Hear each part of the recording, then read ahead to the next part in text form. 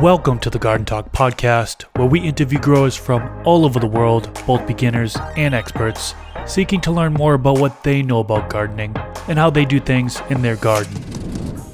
What's up, everybody? For those of you that don't know me, my name is Chris, aka Mr. Grow It, and you're tuned into the Garden Talk podcast. This is episode number 164. In this episode, I interview Soul Brother. He is an indoor gardener and is the winner of Pimp My Grow Season 1. He started out gardening with a severe lack of equipment, and after winning Pimp My Grow, he now has it all. He talks about what his setup entailed and how he grew his plants before versus how it is now after winning the setup. If you want to see short clips of these podcast episodes, search Garden Talk Clips on YouTube. I also have a gardening channel where I show the plants that I grow. Both of those channels will be linked down in the YouTube description section below. One of my goals for this podcast is to bring free information about gardening to the general public. That being said, I'd like to thank the sponsors of today's episode who helped make that goal possible.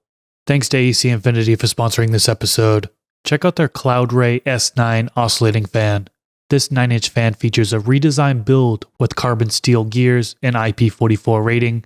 It has 10 precise levels of fan speeds and dynamic wind modes, which allow you to recreate the natural flow of air so your plants feel as if they're outside. There's more to it, so click the link in the description section below so you can learn more about their CloudRay S9 oscillating fan. And the discount code MrGrowIt15 works on both Amazon and their website, acinfinity.com. Stash Blend. Stash Blend is a 2-1-5 plant additive that can be used with synthetic bottled nutrients or in living soil systems. Simply mix half teaspoon of Stash Blend into a gallon of water, then water your plants with it.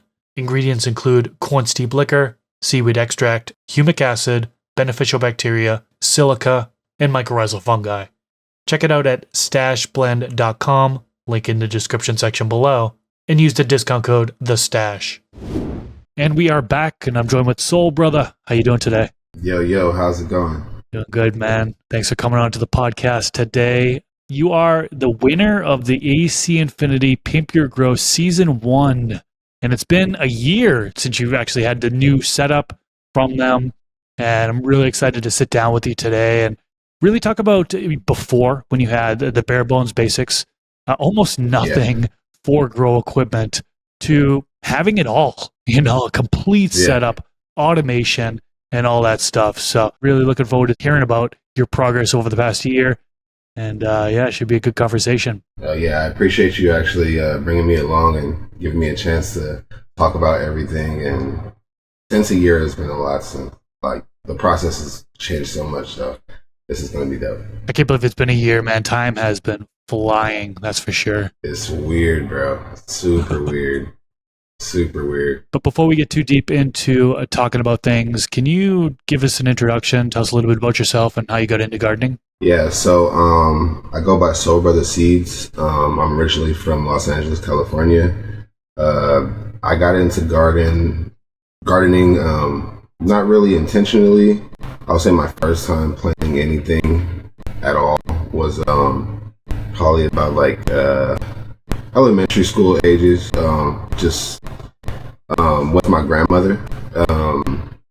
I was raised with my cousins, my sisters, my brothers, all in one house. My grandmother had a house that was big enough to where my mom or anybody that would have problems that needed a place to stay would go all to my grandma's house. And everybody else was busy. My cousins doing they were dancing in dance crews, doing all this stuff, and I didn't know how to do none of that. So most of my time I would spend with my grandma in the garden, just learning random things I didn't even realize I was learning at the time. I was too busy into bugs and roly-polies and all that. I was already in the dirt, so she was oh, hand me this, hand me that. And I grew peas. I think they were snow peas, the first pack. I went with her to Home Depot, grabbed one of the burpee packs, and threw that alongside of her actual plants. And that was my first sign of sprout. That's awesome. And getting into your grow style, correct me if I'm wrong, you're indoor only. I believe you're in soil, is that right? And then are you growing with organic inputs or synthetic? So I'm growing with organic right now. My last round I did try synthetic, but it ended up being a synganic mix that was not the best idea. But Before that, I was organic, so I was like, I'm going back to organic.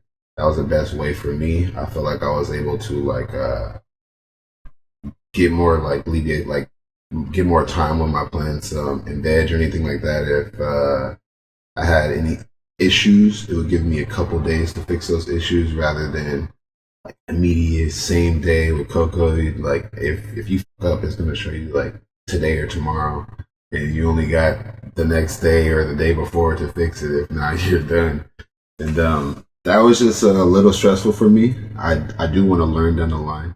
I feel like if you're growing cocoa as a beginner, then you got to do a lot more education and a lot more like you got to watch a lot more videos, read a lot more books, buy as many books as you can before you actually grow the plant. If I was to advise another beginner, I'll tell them to grow in soil, just because it's gonna give them time to actually learn what they need to do and learn about cocoa while you're growing in soil, and then go back to cocoa. Yeah, I think each way has its own kind of benefits and drawbacks, right? There's so many like pros and cons to growing in all these different methods. And yeah, it kind of comes down to trying things out, like you mentioned, and finding out what works best for you. Yeah, soil does suck with like overwatering. You can overwater, and it will kind of stay there for a couple of days. With cocoa, if you overwater, it's probably going to run out, and then you get kind of turn up the heat or do whatever with your BPD to get that water out. Soil, you're going to get PM if you try to do all that. So, that's the only difference that I've found. I'm pretty sure there's a lot more I got to learn down the line, but right now I feel like soil was a better thing for me. I know based off of like previously being into reptiles and bugs and things like that, I know what just needs to go into soil to keep it living, soil to keep other things living, and it's just the easiest way to go for me. I hear you on that one for sure. So I want to warp back to your old grow setup. Pretend like you're walking into your grow room. Can you explain what equipment you had back then, how it was set up, how many plants you were growing, so on and so forth? So yeah, when I previously I would say like a month or two before the Pimp My Grow, before you guys all came out, I was like trying different things that I was on OfferUp, and I was on like Facebook groups, like getting different tents and trying to. They were all like tents that would have like holes in them, a little rip on the side or something like. But there's the room that you guys ended up coming in that had a couple plants in. I think if you go back to my YouTube, couple previous videos before that, I had a huge 10 by 10 I got from somebody on OfferUp with no like. I still have a small light in there. There was no intake fan. There was no like fans moving around the air, and I kept walking in that one room you guys came in to help build out. It pretty much you couldn't even walk. It was like you walk in, barely be able to crack the door and walk in there, and it was like 100 degrees, bro. And I was only able to do that for a couple of days. I was like, this is crazy. There's no way I'm gonna be able to do this. This is super cheap, like almost camping tent. So I ended up taking that out, and at that time I had so many plants that it just wasn't working out. I didn't know how to like control my VPD. I didn't know how to do any of that, especially with the stuff I had. I was still trying, but I would watch videos. I knew what I was supposed to get target wise. It just wasn't hitting for me. Different things and areas and different type of tents that just wasn't working. So originally when you guys hit me up, Joe told me he was like, "Yo, this is really dope. I see everything you're doing, but we can't come when there's all these plants, bro. This has to be proper." And I thought that was sick. I was like, this is super dope. And I ended up basically making everything the way it needed to be like to have a dope show. And I took so many plants to my girlfriend's house. It was wild. Like in the big U-Haul boxes that you hang clothes in, I, like packed those in and took all my plants to my girlfriend's house. And by that time that I had to bring everything back, and everything was so dead and everything was so bent over, and it was wild. a wild time. Definitely a moment to remember forever, but it's such a crazy story. Yeah, I remember walking into your old setup and you had the light. How were you, it was on some sort of, I'm trying to think of what to even call that. It was a two two tripod posts for like regular lights. I think like the I forgot the brand, but two regular soft light sticks, tripods, and a pole across it for hanging backdrop. And I had a Viper Spectra 150 on one side, and I believe, yeah, I think two Viper Spectras hanging on that. It was just giving the plants enough light to keep them alive. And it was an open room at that point. There was no air exhausting out the room at all. It was kind of just like, not even a sealed room. But yeah, when you guys came, I was like on the verge of like my, it was almost over for my plants, like almost over for my growing career in general. And I didn't even know that it could go any farther or go like, I had all these dreams and stuff, but I didn't know that I could keep going. I didn't know I was going to be able to afford to keep going, any of this stuff.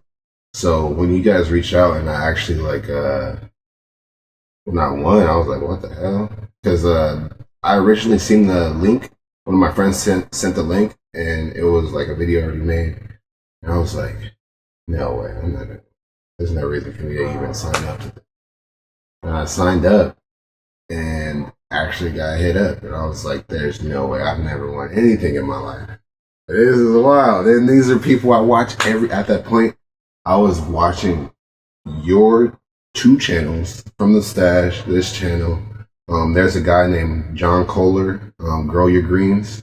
That's like one of my favorite YouTubers. I was watching those three channels. I don't know, but that I was doing it all day long and growing.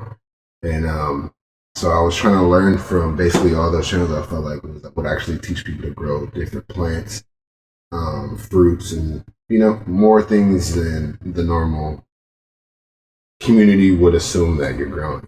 And when I got a chance to meet you guys, that's why I was so excited. I was like, "Yo, Chris, like you have no idea." Like I respect it more because there's your knowledge is alongside with other plants. yeah, there are so many different plants that you can grow. And I know people focus on one or two different plants, but yeah, it's exciting. And they all bring their own unique challenges. But yeah, going back to the light, yeah, actually kind of innovative having those on the softbox tripods, and then I guess that's the way you're able to adjust it. I remember you didn't even have like light ratchets on there. I think it was just like rope. No, it was shoestring and like other things that would look like rope. Yeah, it was like the ghetto pulley system. You definitely had a lot of struggles there, from the lighting to no intake fan, no ventilation, no oscillating fans. It was It wild, was bro. And then at the same time, that place was like the building was like from the 80s or 70s, like filthy. And it was just it was so hard to deal with. Sorry to cut you off, but yeah, thank God I'm out of there. heat issues, airflow issues. Man, it was just not optimal for growing. I got to ask, how did this, lack of equipment impact plant health, yield, overall growing efficiency? Everything.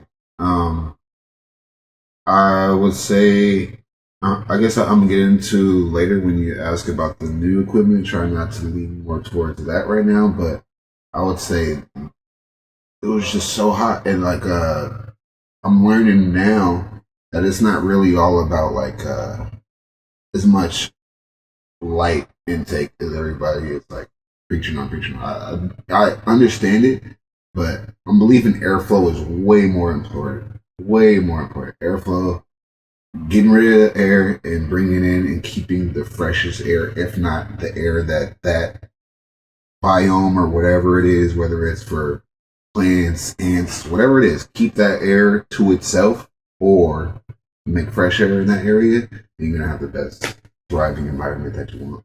And that's really the truth. Besides like light is gonna like in every environment needs their own light. And even like how they say this is weird, but how they say the world spins, like our light is gonna change for us throughout our lifetime. So you can't say that needs to stay like this.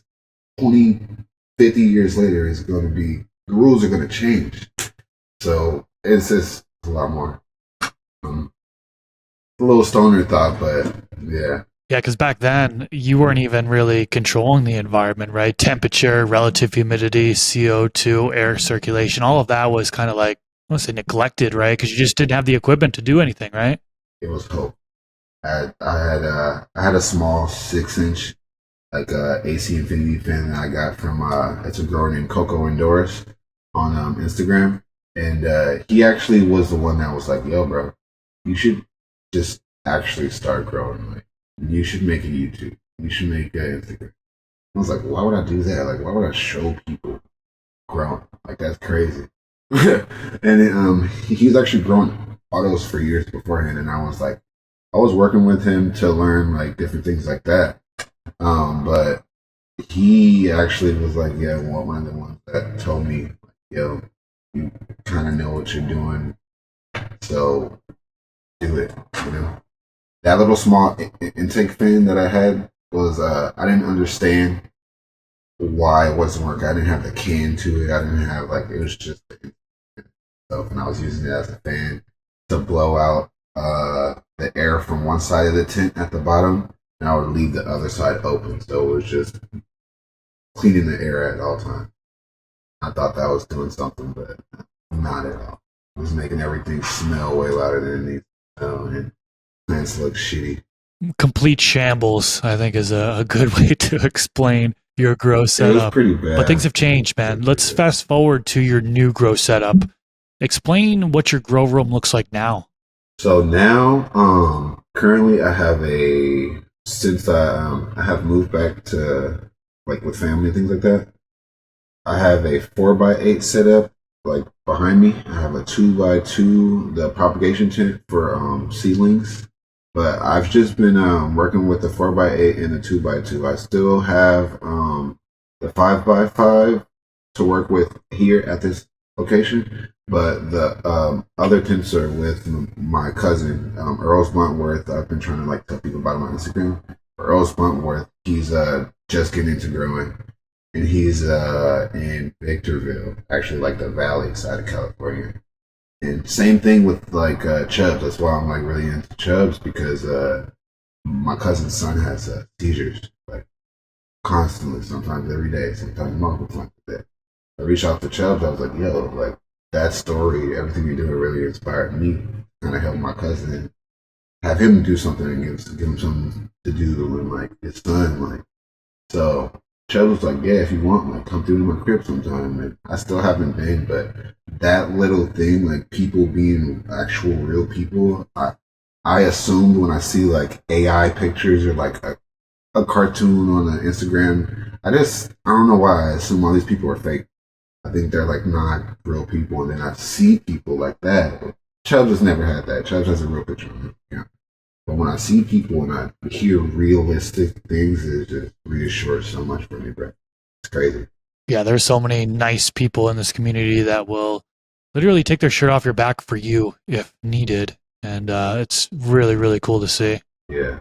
So, yeah, from what I remember with the new setup with AC Infinity, I know you had mentioned that you're no longer in that location that we set up the grow room in, right? Yeah. You're in a different location. But back then it was, I think you had two 4x8s, a 5x5, and a 2x4, right? Yes, sir. So you had a dedicated drying tent, which I think you were using as a 5x5. The two 4x8s were both for growing plants, and then the 2x4 was for clones and seedlings. Is that right? That's what I wanted to do, but I ended up growing so many. Like I would just pop beans every week, bro. I still have the problem for sure. Like I'm saying I have the 2x2 and 4x8, but there's beans in my bathroom. There's beans in my closet. Like there's beans anywhere I can fit. It's wild. Like every couple days I'm popping beans. That was a problem with that. Like I said, I had the two 4x8s and the 5x5, and I forgot what the other one size was. But I ended up having two veg tents, two flower tents. So there was a flower tent that was ready to go. There was a flower tent that was like probably 2-3 weeks after that, and there was like teens and then there germ. So everything was pretty much on a 3 week, like pretty close cycle to be able to flip. And then when I learned, or at that point, I kind of like got offers what I thought was like a job opportunity to move out of state and like work in the flower business. I was like, oh man, this is gonna be dope. And I was like, whatever I gotta do, chop everything down, pack this up.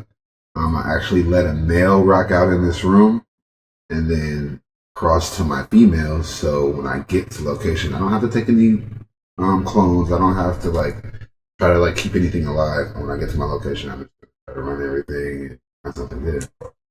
And that's kind of what ended up happening, but I still had to cut everything in flour a little bit early, probably like week 7, week 8, like early 8.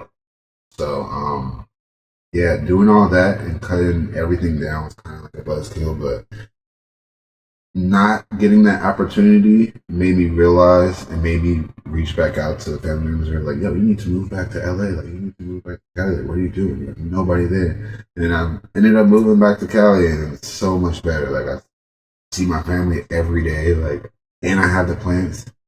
Growing in Vegas, I had the plants, but every day, like, I only ate and I only did things like zero point 0.1 miles away from where I was. I was watching everything at all times. Like if people invited me somewhere, I would pop out for like 15 minutes and then they'd be like, where you go? I was just paranoid. I always thought someone was like trying to, you know, get what they had to get. And it was wild. Yeah, that was a bad area in Vegas where you lived, where we went. That was like right where the guy got his face eaten off on the corner of my Really? street. Oh my gosh. Yeah, it was That's wild. terrible. But overall, going to this new setup, it sounds like things have gotten a lot easier for you. You know, going from just an open room to where you really don't have the flexibility, you didn't have the flexibility to have plants and veg and plants and flower, two different light cycles, really, is what I mean. Now you've got all these different tents and you can have them on different light cycles, different stages of growth. Can you name some other ways that this new setup is easier for you? 100% for environment wise.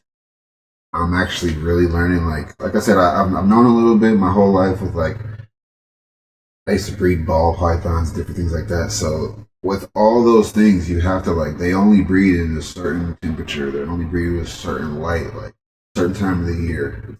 Kind of the same thing, but I'm learning how to provide the perfect atmosphere to where like the light and the AC thing like the 69 Pro will kind of like it gauges you through how to like change that. So if your lights at so hot and you just watered, then you should probably turn your intake fan up that day because you just watered. You know what I'm saying? Just to get some air out or what different things like that. Like I'm able to change that instead of just working at the same exact level every time. Um, I don't know. It does so much. I can keep naming a bunch of different things, but even with like, I still plan on like going further down like my breeding lane, and there's a lot of different things. Like you cannot have a humid tent at the end of like trying to develop pollen. You cannot have like different. I have to have it in a whole nother area. Like the fact that I have another light, another tent, and basically a whole nother, grow I can take to the other side and or family member's house and still develop my grow. That's amazing, bro. I would have thought maybe a couple years down the line, I'm going to do that. I have plans to do that. I'm going to work towards doing that. But all those things are like dreams. So now I actually can think like, oh, if I have this project, at least I have the tools. Like I know where they are. They're here with me or they're with family members, and I can put those tools to work at any time. Like that's kind of amazing. I did not know that was possible. Yeah, having that controller that you mentioned definitely can make things a lot more easier controlling the environment. Are you using any equipment to control like the relative humidity, such as like a humidifier or I imagine that you had to use that in Vegas, but now in California, are you using a dehumidifier now or still a humidifier? Not right now. Not right now. Let me see if I can actually. I'll stay here. But I was gonna grab my controller to kind of show, but it's kind of been like a 60, 62 humidity and a little bit high 70s or like 75 temperature. So I'm chilling. I'm not worried about changing that up. Pretty much been solid. I have the light level at 8. I haven't tried to push it up to anything further than that. They're on week 4. Maybe by the end I'll try to push it to 10. But still, since I've had Evo 8s, they're so strong. I have not tried to push it up to 10 and run it out the way. Joe did tell me, he was like, bro, I'm at 10 from jump. I was like, what? You're wild, bro. But yeah, he said run him at 10, bro. I don't know. Wow, yeah, those lights are super powerful. The Evo series, I have the Evo 3 myself. I have 2 Evo 3s and I have an Evo 6. And like you mentioned, you have the Evo 8. You have a couple of the Evo 8s, right? Yeah. So before I moved, I was running 3 at one time, pretty much at 8. I didn't realize there was like 3,000 watt lights in like an older building. And my power bill was doing me like $1,100 almost. It was wild. I was like, yo, like after the second month cycle of running that many, I gotta figure this out. I don't think it takes this much light.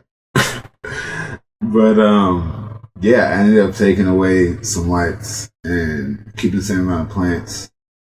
Still checking like, the drop off. But I feel like it's kind of the same result. Could be wrong, but I feel like it was kind of the same result with the Evo 8s. I feel like they're just really good. Yeah, that is a really good light, powerful light. I don't know anybody who runs it at 100%. I think most people run it like 80%. I know some people run it 50%, 60%. I'm talking in flowering stage too. And of course, you can dim it down even more for the veg stage because you certainly don't need it to be at 100% when you're in the seedlings, for example. That's what I said. I was like, you're trying to kill my plants, bro. But it does make a huge difference having the optimal lighting. You know, the lighting that you need for that grow space. In your old space, you had those Viper Spectra ones, and I don't even think it was completely covering the area as it should have been, right? So, like, Yeah. No offense to like the company at all. They have higher level lights. They have better, I just was using the bare minimum. I was being cheap. I want to offer up them like 30, $40 on a 150 watt light. And I wanted a couple of those. I feel like I could stretch them out with the space. I don't advise any new grower to actually try to maximize with the minimum. I think if you're growing with the bare minimum, you should go wild with that minimum space and minimum equipment instead of like overdoing it. I was definitely overdoing it. I learned a lot from overdoing it. I learned how to when you're doing your math, I learned how to show my work, fuck up, and like go back and erase it. I learned how to do that, but you shouldn't have to go through those things for like at that speed. Most people would just quit growing for sure.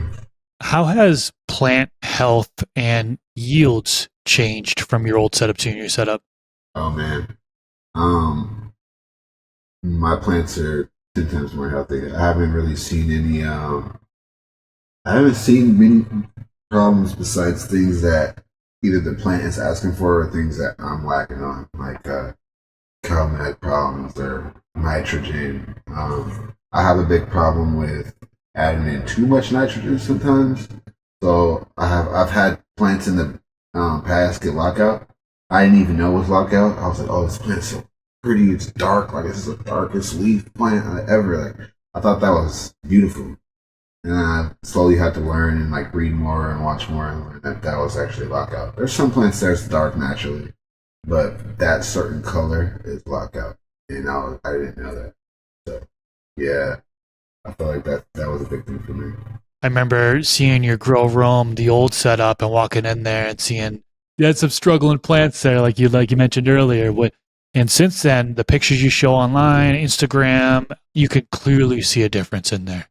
And I hear a lot of people say that you don't need all this equipment in order to get healthy plants. You probably don't, but it helps. It helps out tremendously having a controller that's going to automate your environment, for example, or lighting that's going to provide the sufficient amount of light for the plants. So maybe not having this top of line setup that you have now, maybe it's not a requirement, but it's certainly helpful in getting a better result.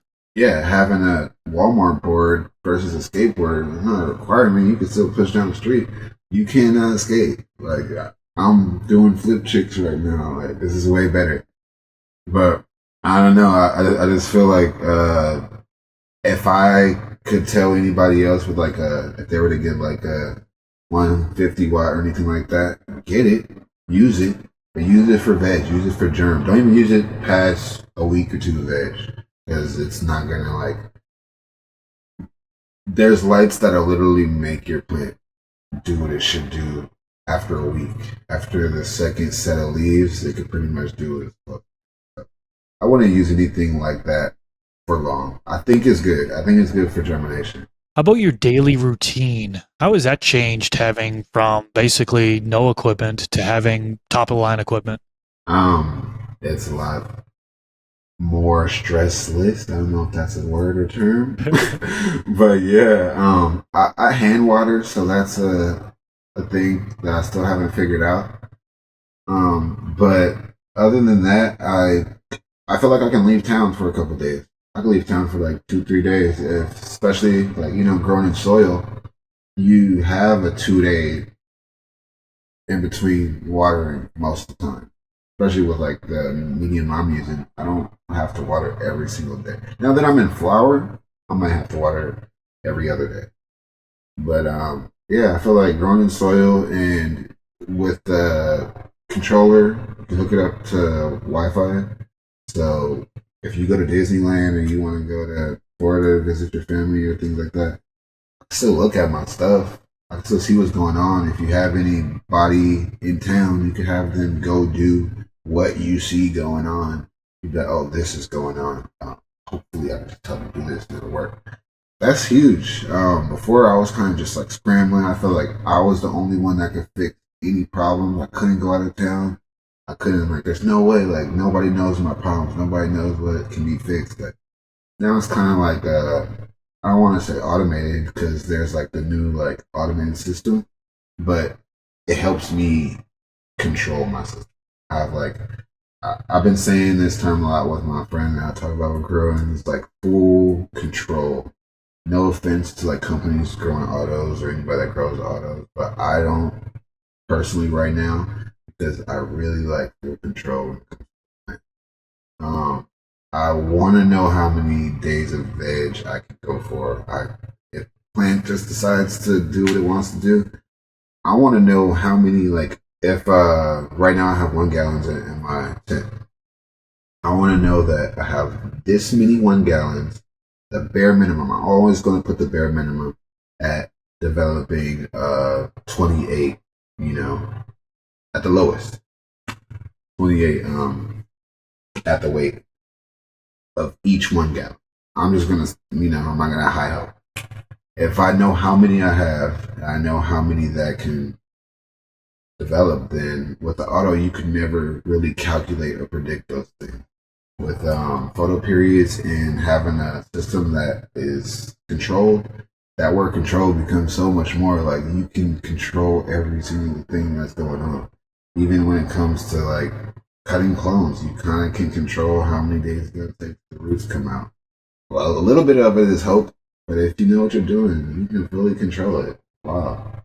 Having that controller, like you mentioned, where you can basically go into an app on your phone and be able to not only see what your conditions are, but you can control the different pieces of equipment through it there as well. That's a game changer. Yeah, that's crazy.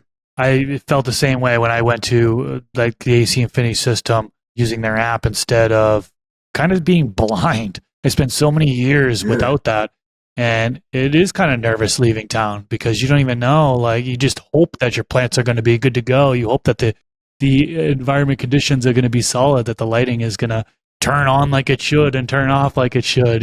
So yeah, that's definitely a huge game changer. That's another thing I forgot. Before you guys came, I was having a problem with my lighting. Like I was using like the old like spin wheel timers, and it happens. I did it wrong. I was probably high, but I winded back my timer to where somehow it was a couple more hours of light than it should be. It didn't turn off or it cut back on, and literally things were starting to re-veg. Everything had those re-veg branded. Everything, like every nut, it was wild, but I wasn't able to catch that because during those times it was out. I wasn't going to open that door. I was like, "There's no way. I don't need to go in there." Like, answer that. But now that I have the controller, I don't really have to worry about that.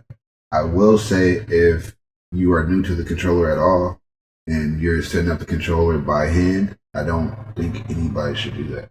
You need to use the app because there's like the left and right button sometimes will change settings that you don't even notice and your lights might cut back on. And the only way to change that is in the app. I've had that happen to two different people I've seen on Instagram, and I personally messaged them, and they're like, "Yo, thank you. Like this is wild. I didn't know that was the thing, but yeah." Having the control over your app, it's so much easier to set up the controller. I completely agree with you on that one versus trying to do it on the actual controller. So looking back at your evolution from a struggling grow room to a high-tech operation, what advice would you have for growers considering a similar upgrade? My personal advice is really think about what you're growing for. Really think about if you just like, there's nothing wrong with people like houseplants and different flowers, all that exists. And I truly believe that 75% of our community are men that are afraid to admit that they want to just see something grow. That's why some people choose to grow autos. Some people veg for like a week. Some people they just like to see something grow, and they don't want to grow no flower. So I think that I don't know I feel like we should put more into growing more things than just that. I hear you. Yeah, getting the experience with other plants can certainly be beneficial. Some plants can be treated the same, but oftentimes there are little differences here and there. And I went from starting growing medicinal plants, then vegetables, leafy greens. I started out with peppers, tomatoes. Now I've got trees in my backyard. So I've just been kind of continuing to move on and on and on and learn more about the different plants. It's definitely something I enjoy a lot. How do you do that in Vegas? Well, there are a bunch of bunch of trees that can thrive out here. Things like figs, pomegranate, citrus trees. They actually really thrive out here. There's some apple varieties. I'm looking to get a couple of those. Pears. So, yeah, it can be done out here. You're naming a lot of stuff that I expected to be such water consumers. I didn't think was possible. Have you ever met John Kohler? Kohler, I don't know if I'm pronouncing his last name right, but have you met him? Grow Your Greens. I actually ran into him at MJ BizCon probably like 3 or 4 years ago now. Yeah, so I had a conversation with him in person. Nice guy. That dude's cool. That dude's super dope. So we have quite a few folks here that are looking for genetics. They're shopping for genetics and they don't really know what to get. So I've been asking folks that have been coming on the podcast recently, what genetics do you like? Could you name maybe the top 3 strains that you've grown and what you've liked about them? Top 3. I would say 2. I'm gonna fill in pretty quick just because they were the first things that I grew that I was like, wow, this is what is the difference, you know. I didn't give them the due diligence they probably should have got, but exotic genetics and so fire, those are great. I really believe that. Like if you're trying to get into growing like exotics or different things like different flavor profiles, then that's somebody you should go to.